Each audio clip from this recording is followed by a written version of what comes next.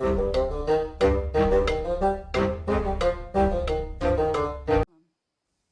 and welcome to the Critically Clueless. I'm Monk, and today we are going to be reviewing Best Month Ever, which actually been published by Clabster. I think that's how you pronounce it. And they actually sent me a key for this game, so a big thank you to you guys. This game is currently on the PC, the PlayStation, and the Xbox, and will set you back around £15, depending on what platform and what offers you're actually choosing to purchase this from. In total length, you are looking only at 3 to 4 hours of gameplay. And again, for the price, considering the other indie games out there, I do think that's priced a little bit too much for the actual length of game. Personally, basically this is a point and click hard hitting drama. You kind of go through this story of a mother and a son, Louise and Mitch, and you go through their epic story, and the mother's trying to give the son one last good month and of course find her son a place to stay. It turns out she is about to die. She only has 1 month to live. So you kind of go through this game making decisions of morality which shape the way Mitch will become as a adult. Throughout the game, you will have certain choices that will pop up, and they will affect your righteousness, your confidence, and your relationship bar. Depending on what you pick, depends on what bars get filled or depleted. And of course, depending on what ratings you actually get, that will depend on the ending you will receive at the end of the game. Yes, that's right. This game does actually have multiple endings. The choices and decisions that you make actually have an impact throughout the game and shape the way the game kind of unravels. Unfortunately, at times, I do think that it's kind of put a little bit too black and white as to the outcome of the choices that you are about to make. I think that's a little bit disappointing. I would have liked maybe for that to have been removed. I don't really think that needed to be there. I think you can kind of make your own decision and work out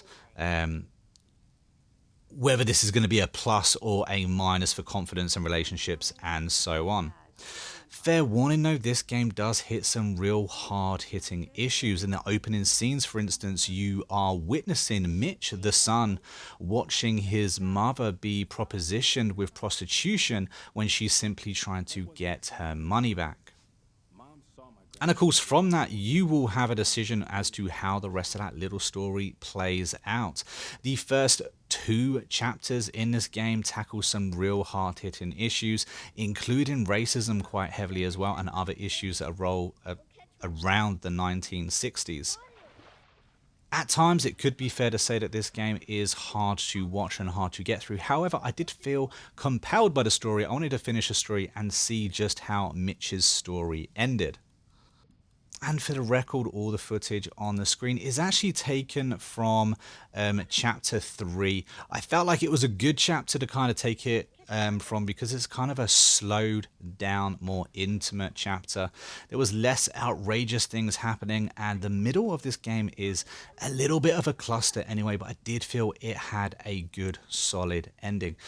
Like I said, this is all taken from chapter 3. I done that because I didn't really want to give away too much of the story. I think that this game really isn't that long, and the story is what makes this game. This is a story narrative driven game with choices that really impact the story, so I didn't really want to give away too much. Like I said, this is from chapter 3. It's quite a nice little mother and son moment. It's actually one of the most heartwarming moments throughout the entire game.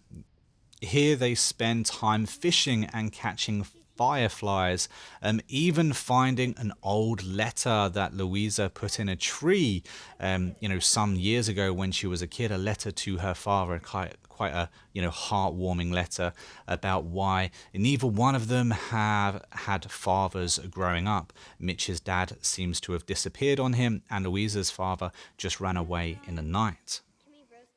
If you are somebody who absolutely loves graphics, this is not going to be the game for you. Like I said, this is a narrative driven game, and this is all about the story. Graphics wise, it's very, very minimal. However, the game performed absolutely great. Everything that seemed to, you were meant to be able to do worked absolutely brilliantly. So it's quite nice that this game worked as intended upon release. I was actually lucky enough to have this game a few days before release, and kind of get stuck into it, complete it a couple of times, work out both of the endings, and I had a good time playing this game. Like I said, this game does deal with a few hard hitting, maybe even triggering themes, but it was a story that I actually got into, I quite enjoyed, and to bonus of that, this is a fully narrated story, fully voice acted, and the voice acting's done really well. I think whoever actually voiced the voice of Mitch and Louisa done a brilliant job. I do. Mitch and Louise's. Damn. I like it. I've been waiting for you to grow up to tell you some things, But I'm almost grown up. almost. Sometimes I think it's me who should grow up. Like I said, I'm really pleased that they added voice acting within this game. I think it would have been a completely different game and completely devalued it if there wasn't voice acting, but it's really nice that the story's kind of told you as you're going on. When you're both beginning and ending a chapter as well, you normally have Mitch, who is an adult, kind of narrating what's happened, where we are, and what we can expect within each chapter, which is quite nice. I'm going to give this game, I think, a 6 out of 10. I really enjoyed the story. I did like what it was kind of saying and the undertones of the game. I love the fact that you've got decisions as well and that they impact the story. However, I do feel that the game at times kind of held your hand a little bit too much as to what decision you should be making. And the gameplay is incredibly simple.